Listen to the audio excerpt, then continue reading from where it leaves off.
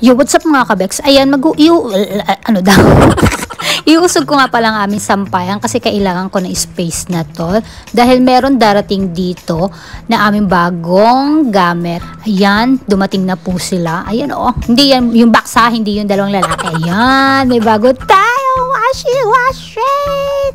Naalala nyo ba yung yung video ko na nabubulok na yung kamay ko, akalaba ganon. Ayan na yung kasagutan para hindi na mabulok ang kamay ko. So ayan, dalawa po yung isang washing at saka isang dryer.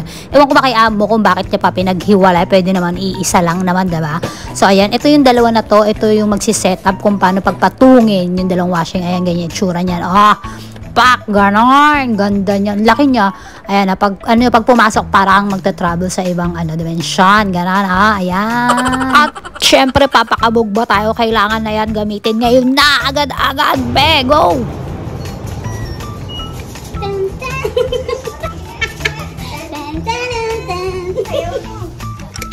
It's unloaded. Ayan ako, aksan na natin siya. Alam mo ngayon lang magkakaroon ng ganito, no? Babanlawan ko muna siya dito. At syempre nag-struggle din ako kung paano gamitin tong washing na to. Hindi ko na lang nilagay dito yung video na kung ilang oras ko siya pinag-aralan bago ko siya nagamit. At bago ko nalabhan yung mga damit dyan. Ganon. Yun, gugana siya na siya makabeks. Diba? Ang eme-eme, kala mo talaga hindi nahirapan, diba? Ganon. Let's go. Yan na, may sabon ka na, be, ha? Arte-arte mo. Yes, napagana rin siya, be. Diba? So, ayan, pagkatapos ng puti, after many years ko siya talaga pinaikot-ikot, pinag-aral-aral, gano'n.